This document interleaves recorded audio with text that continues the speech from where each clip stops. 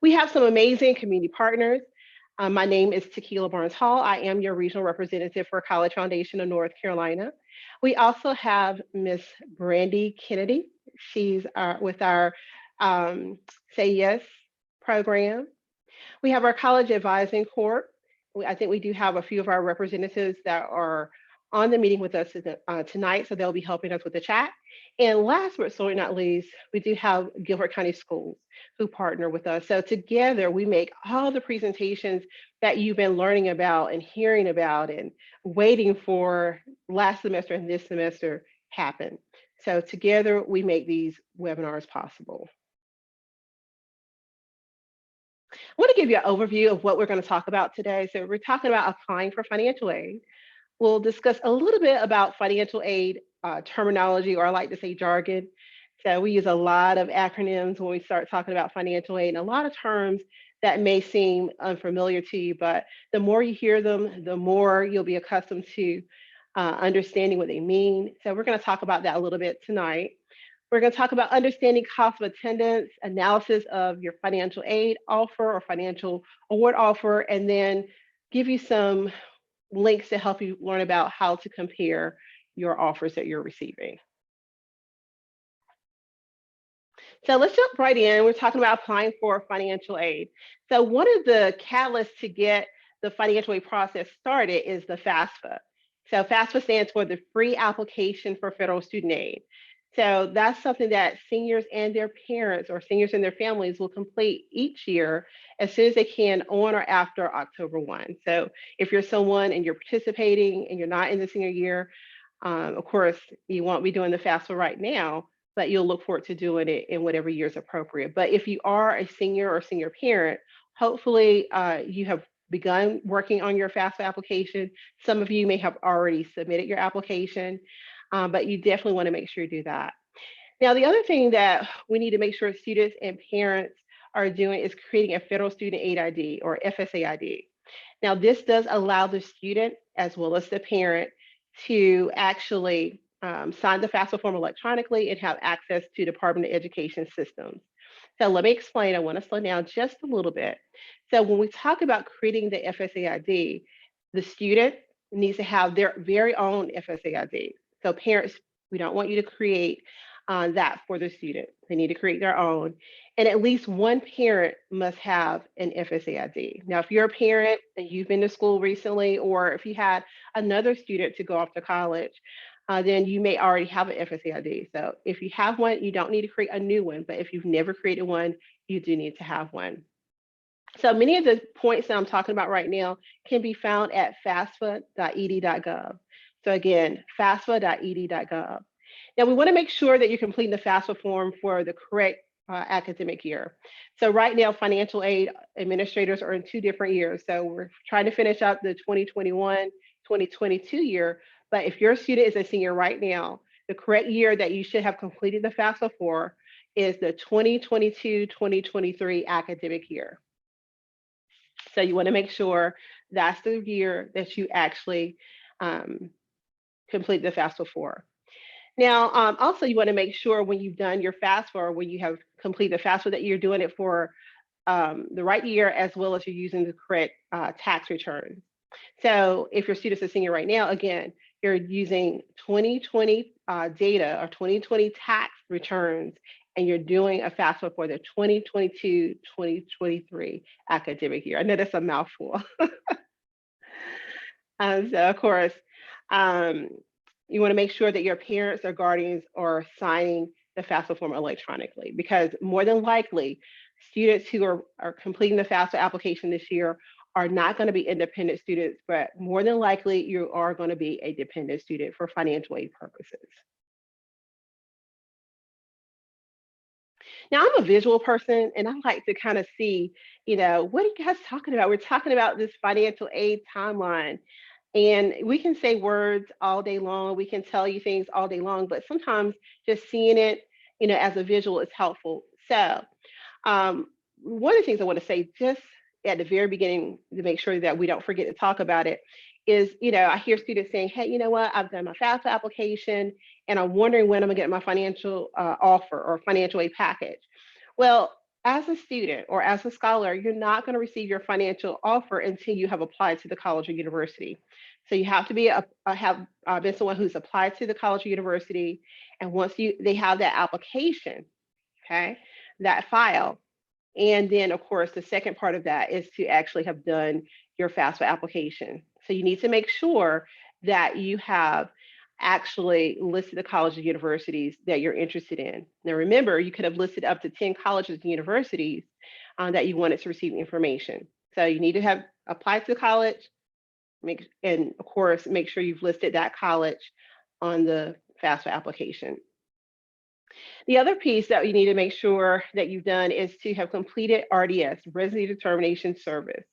So RDS allows your student to be considered for many things. So your student is being considered for um, in-state tuition, that's a big thing, and also for state grants. So you need to make sure you've done that as well as your FAFSA form. Now, I also want to make sure that as we're talking about the FAFSA, I don't want to get too much involved with it because my colleague is going to tell you a little bit about your financial offer that you're receiving and how to do some comparisons. But remember that the FAFSA, the free application for federal student aid, will allow you to be considered for federal state grants, federal loans, federal work study. And some schools also use that document to consider you for their institutional aid. So keep that in mind. So as we're talking about the FAFSA application, again, you need to make sure that you gather the necessary documentations for that. And so, of course, when you get to the FAFSA website, it will help you remember the things that you need to have to complete the application. So some of you may have been selected for what we call verification. So anytime that you're selected for verification, don't ignore that. So it doesn't mean that you did anything wrong when you complete the FAFSA form. What it does mean is that the college may have to verify some of the information that you supplied on the FAFSA application. So you may receive correspondence from the institution, telling you who they work with for verification services. A lot of times they may work with a third party. It could be that vendor or servicer or whoever it is that is working with them for verification purposes will contact your student directly. So, but when you do receive that information, you must answer the questions, apply the documentation as requested so that your financial aid can continue to be processed. So we want to make sure that's clear. Now, the next part of the timeline is you're going to receive your financial aid offer, your financial aid package. Now, that can be received in various ways. So, my colleague is going to talk a little bit about that. So, some colleges may utilize a portal system. Some schools may send an email to you. It could be that you get something in the mail. But in my experience, most colleges and universities may either email your scholar or you may have to log into the portal system to see your financial aid package. And then once you get your package, now your student may have applied to 3 or 4 colleges, and we strongly encourage students to apply to at least 3 or 4 colleges in that senior year. So you want to make sure that you're able to compare and contrast your offers. And so, sometimes, like I said, I'm a visual person. You want to see that side by side and see what's going to be the best fit for you.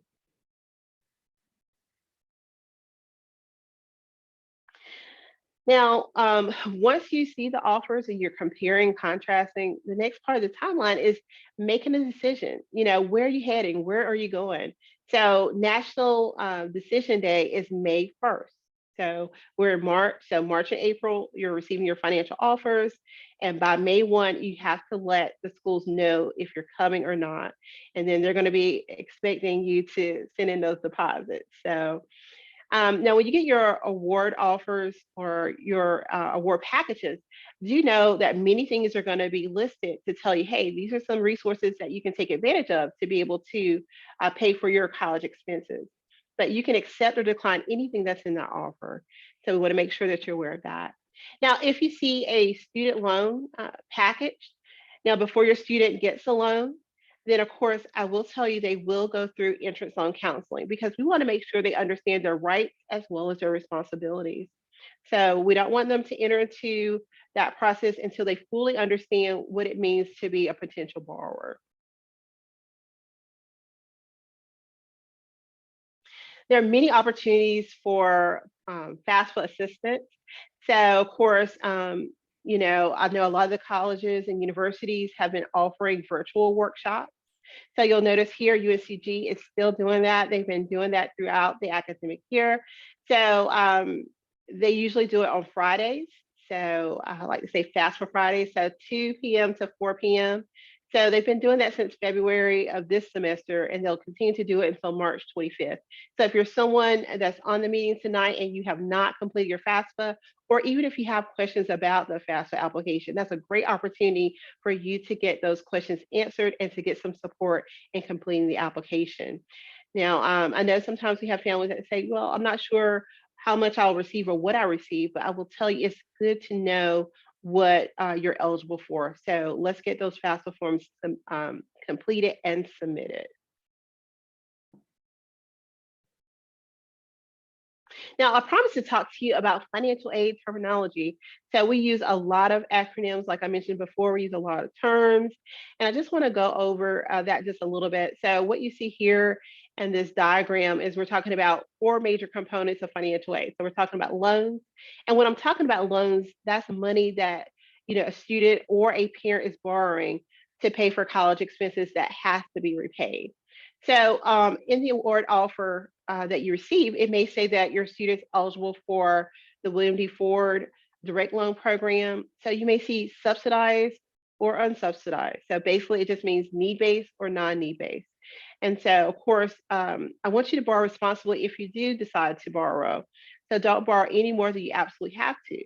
Just because they offer you a certain amount doesn't mean you have to accept all that's offered. Just because you borrow 1 year does not mean that you have to borrow every year. So I just want to make sure that you're aware of that. But what my colleague and I really want you to take advantage of is that gift aid or free money. So that's when we talk a little bit about grants. And so grants, that's free money. That's money that does not have to be repaid. So it is something that's need-based. So when you complete the FAFSA, which is, again, like I said, is the application for many of the things that we're talking about this evening. So you're doing that, and it's going to determine eligibility for different types of federal and state grants. So one of the things you might hear is the Pell Grant. You might hear the UNC need-based grant for a student has applied to a UNC school. So there are lots of different things that you're being considered for a grant. Okay, so scholarships. Now, sometimes people use the term scholarship and grant interchangeably. They both mean free money, but again, grants, they're based upon financial consideration. So they are looking at your income and determine eligibility. Now, when we look at scholarships, scholarships can be based on many things. So they can be based upon your special talents, your abilities. So your student can be athletic. They may be making really good grades.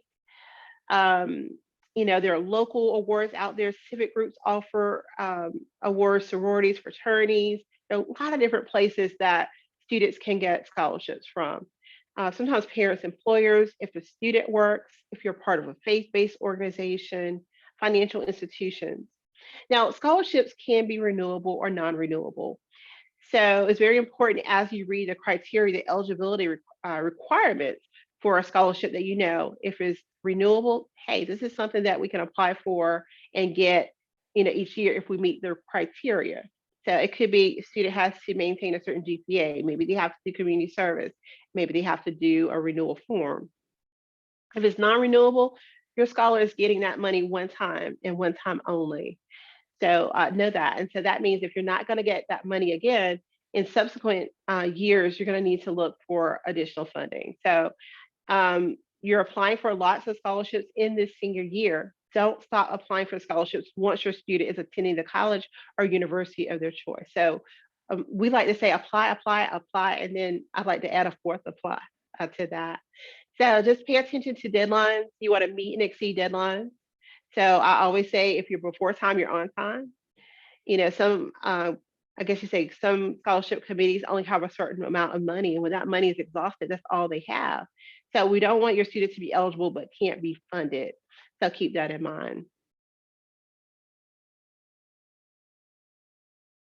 Now, work study. So work study programs, I love your students working a job on campus.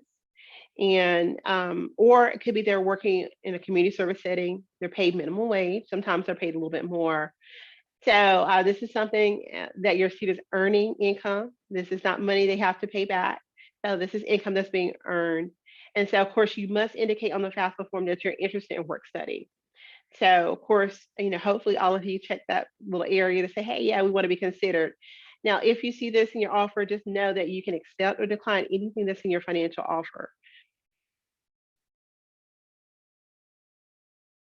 Loans. Loans should be the very last thing that you're considering as we talk about, ways to pay for college. So again, think about your students' educational goals. So what are they trying to do? So are they going to a community college for 2 years? Are they going to a 4-year school? Is it going to be a private school? Um, are they going to school in state or out of state?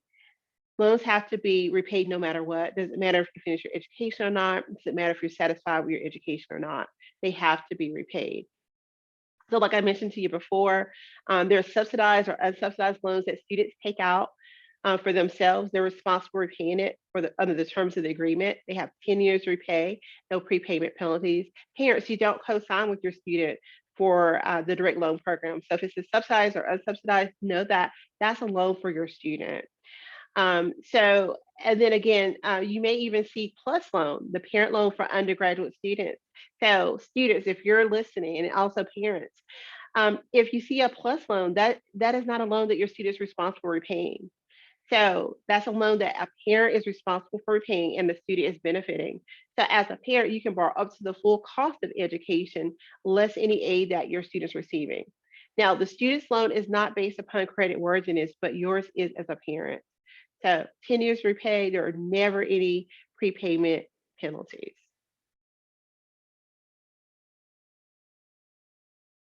So I'm going to turn over the next section to my colleague, Ms. Brandy Kennedy, and she's going to talk to you about understanding cost of attendance and those amazing award offers that you'll be receiving soon. Okay, so thank you, Tequila, for going over sort of the financial aid application process and just the financial aid timeline. So as you all recall in the timeline that we referred to, you all will begin getting financial aid packages. But as you do so, we want to ensure that you understand all of the terminology that you'll be seeing, and especially as you look up the cost of college and make your final decision. So as we know, college it can be costly, but it's important that you understand the cost of attendance. So when referencing the cost of attendance, it's important to understand that you're talking about two things. You're not just talking about your indirect costs associated with college, you're also talking about your direct costs. So examples of those direct costs include tuition. It includes fees, books and supplies that you may need, and also room and board, which is reflective of if you'll be staying on campus or not. Also, some indirect costs that may apply to you may be travel expenses. Let's say you're going to the institution 3 hours away, you might want to factor that in. Or maybe you're commuting from home to the local university, so make sure you're factoring that. Next, another indirect cost that is often included in the cost of attendance is healthcare insurance. This is required by most colleges and universities. And so you either pay the institution as a part of your cost of attendance, or you can submit a waiver to show that you have your own insurance coverage and you will then not be charged for that. What I really want to emphasize is you understand the cost of attendance, that everyone's cost of attendance will be unique to them. For example, let's say Tequila and I both decide to go to UNC Greensboro. However, Tequila decides to stay on campus and I decide to commute. That means that our cost of attendance may look a little bit different because Tequila would only be paying for tuition and fees and books and supplies and other indirect costs, while my direct costs would also include room and board. So just keep that in mind as you calculate the cost of attendance. I know it gets very easy to just simply Google what is the cost of attendance, but make sure you're personalizing that to reflect you and your circumstances. So moving right along, as Tequila said, I'm a very visual person as well. So we thought it might be great to provide an example. So this here is a North Carolina public institution. It's actually North Carolina State University. And this is an example of how they list their cost of attendance for the 2020-2021 school year. So this is a few years old, but it still reflects the things that we'll be talking more about. So as I mentioned, if you look at this cost of attendance example, you'll see the tuition and fees that is required by any student, regardless of if you stay on campus or not. You will also see, I want to point out that you'll see a column for North Carolina residents and a column for out-of-state residents. If you are a North Carolina resident, Tequila mentioned this earlier, but make sure that you have done your North Carolina residency determination application. This will ensure that you are charged in-state tuition if you are in fact a North Carolina resident and have been. Moving back into the cost of attendance, you also have books and supplies. Again, keep in mind that this is just an estimate. Your books may be $500 for the semester, or they may be $2,000 for the semester. Just keep in mind that this is a general estimate when using the books and supplies. Next, you see the housing and the meals, also referenced as room and board. As I mentioned, that will look different for each person. So if I, keeping up with the example that I previously used, if I decide not to stay on campus, then that cost may not be applicable to me, or depending upon which meal plan I select, it may not be the $4,833 meal plan. Next, you'll see that oftentimes they calculate in personal expenses. This may include things such as dormitory supplies, school supplies. So again, that number will be personal to you, but this is just a general average. And next, you see transportation. Much like some of the other factors, they are dependent upon you. For example, in my example with the commuter to campus, then my transportation costs may be higher than Tequila's, who may be living on campus. And lastly, you see loan fees. If you do accept any loans, you will be charged these fees.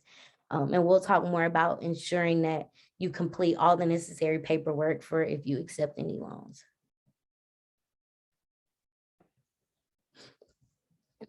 So next, we wanted to actually show you an example of a financial aid award letter and sort of break it down.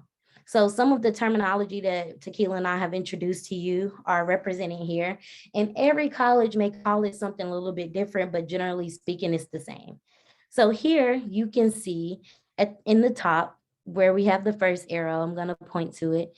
This is the total cost of estimated cost of attendance for Guilford College. And this is actually for the 2022-2023 school year. So we see here that the total cost of attendance that Guilford College is estimating is going to be $54,240. I will tell you all now, don't let that stress you out, because you're about to see how quickly you can calculate your own cost of attendance, but look at the financial aid package that you received. So next, like we talked about in your financial aid package, this student was offered grants and scholarships. No repayment needed. You see that in bold here on the screen, no repayment needed. I want to emphasize that this student had to complete the FAFSA application in order to be considered for these grants and scholarships. So here you'll see the federal Pell Grant, which is what this student received directly from the federal government from doing her FAFSA. And you'll also see some need-based grants and various grants that this student qualified for. Again, without doing the FAFSA, the school would not have been aware of the student's financial situation. So you can see here that this student was offered $43,935 in scholarships and grants. And don't worry about the numbers now. We're going to pull out our calculators on the next slide and calculate this a little bit more.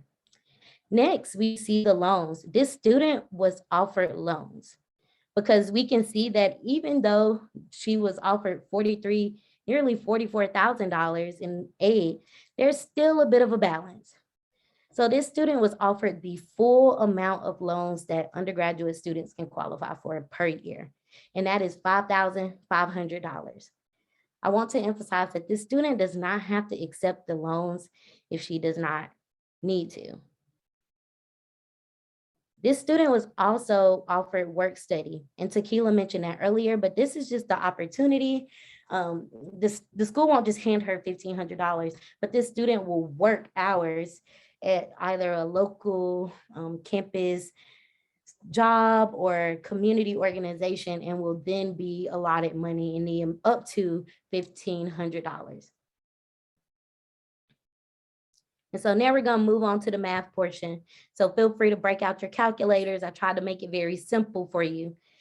But every time when you look at your financial aid award letter, it's important that you do this math for each and every college because it will not look the same. So if we were just looking at the ticket price of this institution or the cost of attendance, we would say, oh, okay, it is $54,240 to go here.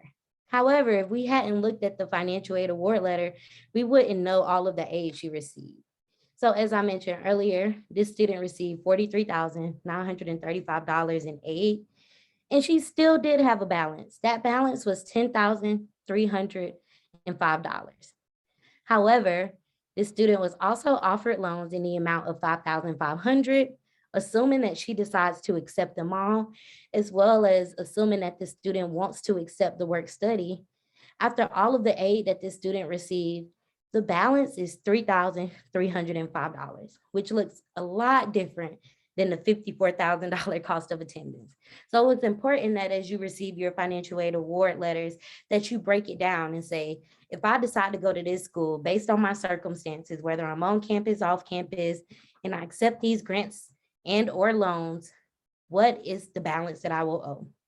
So now that this student has this balance of $3,305, there are a couple options.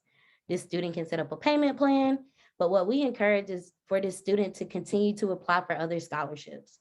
The scholarships that this student received, those were all from either Guilford College, the state of North Carolina, or the federal government. As Tequila mentioned, there are scholarships for local organizations such as Say Yes Guilford. We have a scholarship. There are many other fraternities, sororities, and local organizations that provide scholarships. So don't miss out on that opportunity. And that is how you can help cover your personal cost of attendance or whatever you owe after all of the aid you received. And so we just walked through that one example, but essentially when comparing financial aid award letters, you will calculate your personalized cost of attendance for each school that you receive a financial aid package from. As Tequila mentioned, you'll get them in a variety of ways. The one from Guilford College, it looks like, was sent in the mail. Most of them either put them in their school portal, so you may be asked to create a portal once you have been accepted to an institution, or sometimes they're emailed to you. So it's important that you continue to check those different platforms for your financial aid award letter. And also make sure that you don't have anything missing, such as any required paperwork or you haven't been marked for verification. Lastly, you have to compare and contrast your options and make the decision that is best for you.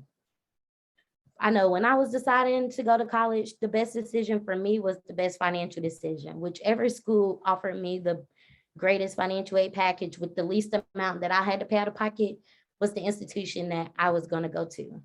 And so you have to make that decision for you. Maybe you're making a decision based off a major that you want, but you can use this compare and contrast tool in order to see which school will be more affordable for you.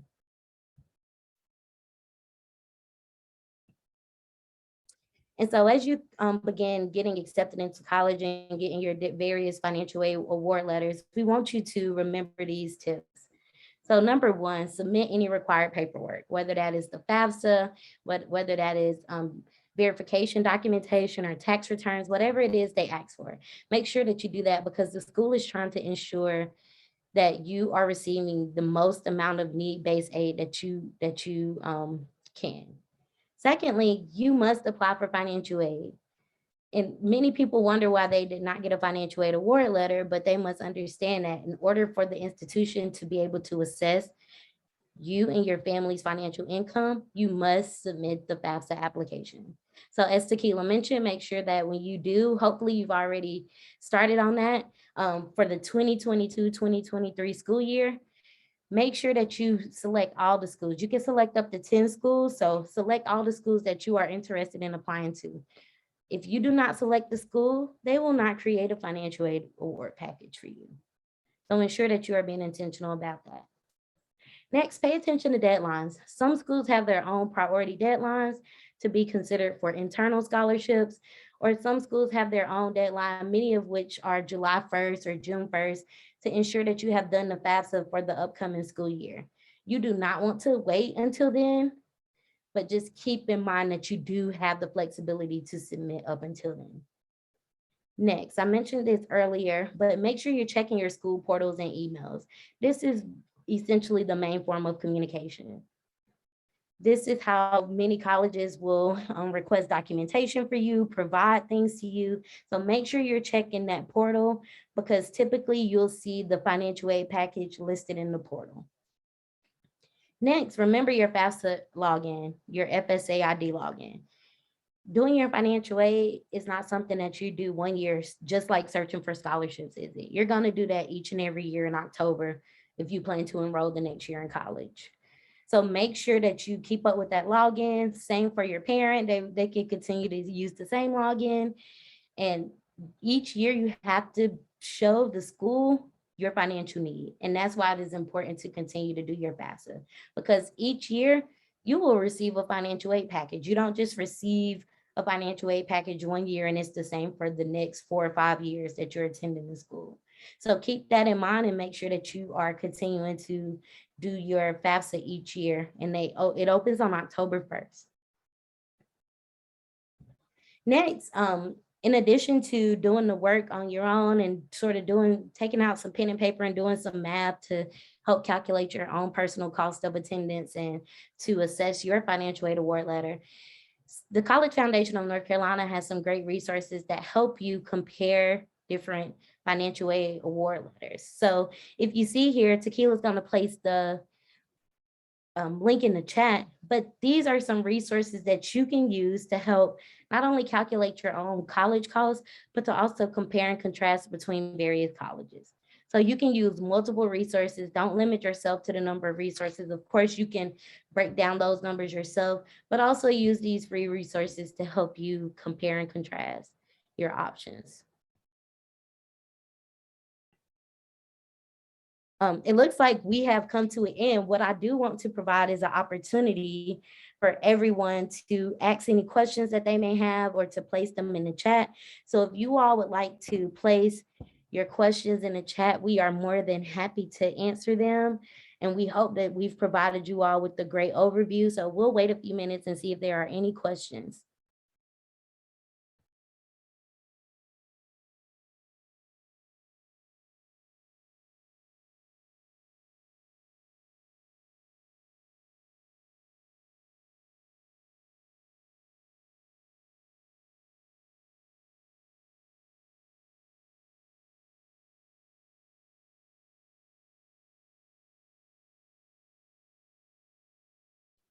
Okay, I haven't seen any questions come in the chat yet, but I will ask you all a question.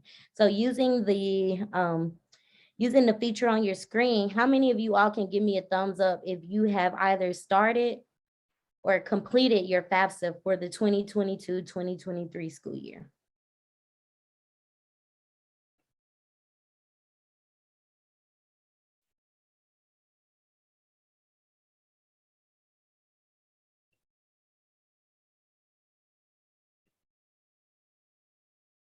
Okay, so I'm not seeing many thumbs up, but hopefully that either means you are a current junior and you're not a senior, or you came to this webinar and I hope that you got enough information that you can actually complete your FAFSA as soon as possible.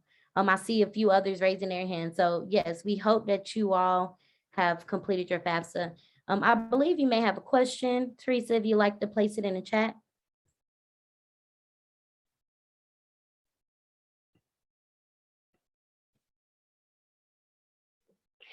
Brandy, looks like we have a few people who have juniors. So they're currently juniors right now. And I just want to say that if your student is currently a junior, you'll start the FAFSA process next fall. So October 1 is when it will open for you. So this is just really good information. So even though your student is a junior, you're learning about this. And the more you hear the information, the more in tune you're going to be with it. And when you hear it again next year, you're like, yeah, the person from Say Yes or the person from College Foundation talked about these things. So again, this is good information for you. And as you start looking and researching colleges and you see how much college costs, and you'll have a better understanding of how this works when the time is right and you start getting those award offers. Yes, as Tequila mentioned, today we provided the when we were talking about ensuring that you're doing the application for the 2022 and 2023 school year, and also using your 2020 tax returns, we were providing the information for current seniors. However, if you are a junior, it's fine that you're tuning in early. Your application for FAFSA will open on October 1st. It will be important for you not to complete the 2022-23 FAFSA, but instead the 2023-2024 FAFSA, because you're submitting it for the year in which you would enroll in college. And so each year, those number moves up. So if you use the 2020 tax returns this year, the next year you use the 2021 tax returns. So keep that in mind as you all prepare. I'm glad that you all are preparing for your senior year early. I have a couple of questions that we have in the chat about when will award letters come out? So as Tequila mentioned at the beginning, financial aid offices are sort of in the middle between two different aid years. So they are essentially not preparing award letters for their returning students, because as I mentioned, you're going to be getting award letters from them, but they're also making them for accepted students. And so typically that timeline, it varies from institution to institution, but typically that happens in April or mid-April, because decisions are typically made to the institution by May 1st, depending upon your deadline. And Tequila may have more to add to that, but it sort of varies by institutions. But keep in mind that in order to get a financial aid package, you must have been accepted first. So, Brandon, I think you did an awesome job with that. So I will give you a few more questions. Do all colleges provide financial aid? So that's a question that we're getting. So I was going to type some information in the chat, but I'll just kind of say this for everyone's benefit. So on one of the slides early on, we talked about what makes up, financial aid. So we talked about, what is financial aid? What's under the umbrella of financial aid? So we talked about scholarships. And scholarships can come from a variety of resources. Scholarships can come from an institution. Scholarships could come, from outside entities. So, so when we're talking about money, you're receiving it possibly from a lot of different groups. When we're talking about loans, that's part of financial aid as well. So, of course, one of the things that we'll talk about during entrance loan counseling and exit loan counseling would be loan servicers. So you'll learn about who the services are for the direct student loan program. So that's another way. So of course, that's coming from the Department of Education, and so you're getting money for loans that way. If we're talking about the Parent Plus loan that we spoke about, if we're talking about the subsidized and unsubsidized loans, work study programs, that's money that colleges are given to pay students to do jobs on campus, or again, in a community service setting like myself, like I mentioned, myself doing my part, and then like Brandy mentioned, and doing her part of the presentation. And then of course, we talked about grants too. So grants, they can come from either the federal government, they may come from the state. And so that money is sent to the college and universities, if that appears on your student's financial offer. So that's a long answer to your question. So the colleges will get the money. Some of the money could come from the colleges directly. Some of the money may be coming from outside entities and will be placed on your student's account to pay whatever they owe. So if your student is receiving outside scholarships, it's important. I don't know if we mentioned this, Brandy, and you can chime in, or Jesse, if you guys want to chime in. But if a scholarship is coming from an outside group, then some groups may send the money directly to you, and then you can use that money to pay the college or university. Some groups will say, you know what, we're not going to send the money directly to you, but we're going to send it directly to the business office, and it's going to pay for whatever you owe. So I hope that helps. Do you want to add anything, Brandy? No, you gave a great answer. And like Tequila said, I will just emphasize that to initiate that financial aid process, completing the FAFSA is essential, because they can't know your financial need, particularly to be considered for those need-based things. And then There's a question about if you need to apply for the FAFSA every single year. Yes, that is very important because we don't want to assume that the income for your household will remain the same all 4 years that you're in college. So we hope that this doesn't happen, but maybe someone is laid off and your income, your family income significantly decreases. In this instant, this would make you eligible for more grants and need-based aid. And so it's important that each year you submit that application because again, without submitting your financial aid application, you will not receive a financial aid award letter. And if you don't submit your financial aid application, the institution assumes that you have the money to pay the full cost of attendance without any aid. Brandy, we have another great question. They're saying if a college award letter has more loans than grants, what else can you do to lower the cost? I could jump in there and then Tequila, feel free to add more. So yes, sometimes you can be offered a lot of loans. As I mentioned earlier, you do not have to accept them all, but what you could do to continue to lower the cost is to continue to apply for outside scholarships. Apply, apply, apply. And I'll say that till I'm blue in the face. I would also reach out to the financial aid institution to say, communication helps. In my experience, if you reach out and say, hi, are there any more scholarship opportunities that you all offer? They may be able to um, link you to that website that you may need to do some additional scholarships. I know many schools have their own scholarship sites specific to their institution, but I really encourage you to not only look at institutional scholarships through their website, but to also apply for outside scholarships so that you Yeah. can help reduce those number of loans. And the other thing I want to say too is that, we talked about, different ways that you could get scholarships. If your student is connected to clubs and organizations, I know in the springtime, a lot more civic groups start offering things, financial institutions that your students are affiliated with. Sometimes there's scholarships that you can apply for. There's just so many different ways. And I don't know if we've mentioned this, but one of the things we want to say is that don't pay anyone to help you find money for school. There are groups that want you to pay them money to help you find scholarships. We're still, within the academic year, reach back out to your school counselors, your college advisors.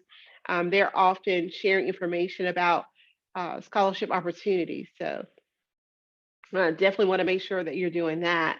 And then, of course, if your student knows what they want to study, if they know what they want to declare as a major, don't forget about those opportunities as well. So right, one of my favorite programs, and I'll try and put this in the chat, is our North Carolina Forgivable Education Loan for Service.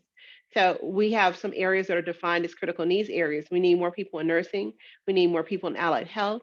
We need more individuals who are going into the field of education. So that might not be the path that your student wants to take necessarily, but just know if we have an idea of what your student wants to study, that may open up another way to pay for college. Then Brandy also talked to you guys about payment plans. Payment plans are great. So they may call them installment plans, tuition payment plans. So that's a way to reduce the amount of loan indebtedness that you could have. You're paying out of current income, but not all at one time. My advice to you, if you are going to take advantage of the payment plan, is start at the beginning. If you start later on, once the payment plan has begun, then you have to play catch up a little bit. But they are interest free. And that's a way to lower how much you're actually borrowing as far as loans. So just be mindful of that. And then again, don't forget if your student is working. So I know a lot of times parents are thinking about if their employer offers something as far as a scholarship for students, but don't forget that students may be working, especially if your student's a senior. They may have a job, and there are several companies out there where they will help your student with scholarships if they're an employee. So don't forget about that. Thank you, Tequila. That was a great answer. I don't see any more questions in the chat. I know that you all may have some as you all continue along, but we are more than happy to answer your questions if you email us later, and we will provide some contact information later on. So you may still need help. So you all are all at different levels of this. Some of you all are juniors, some of you all are seniors going through this process now.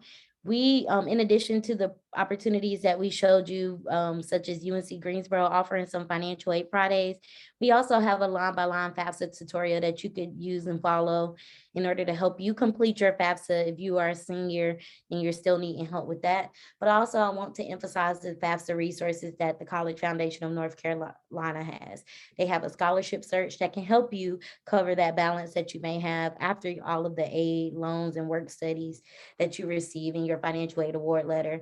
And also the tool that we showed you earlier, which is the financial aid comparison tool. And that allows you to compare and contrast the cost of various institutions and your cost of attendance. So make sure you use all of those resources that are available to you. Again, this is the flyer. I wanted to give you all opportunity to pull out your phone in case you needed to get that QR code for you to register for FAFSA Friday. If you need help completing your application, we have 2 more Fridays coming up of that. So tomorrow and then March 25th at UNC Greensboro. So make sure you are taking advantage of those opportunities. Next, upcoming events. So thank you all for joining us here tonight and talking about comparing and contrasting financial aid award packages. But we also want to help prepare you for the transition to college. And this will be great for juniors or seniors or anyone of all grade levels to hear, even parents. So if you all are interested in attending that event, much like this event, it'll be a virtual webinar. You all can register at sayyesguilford.org/events. And we hope that you all are able to make it. And lastly, we thank you all for attending today, and we wanted to continue to offer programs that are relevant to you all and your needs. So we ask that you all take a second to use your phone or device to complete this brief survey using the QR code. Should only take you about 2 to 3 minutes, but this helps us tailor our offerings to you and your needs. What do you want to hear from us? How helpful was this webinar? So we hope that you all take the time to complete this survey. I'll leave that up for a second or two and allow you all to scan that.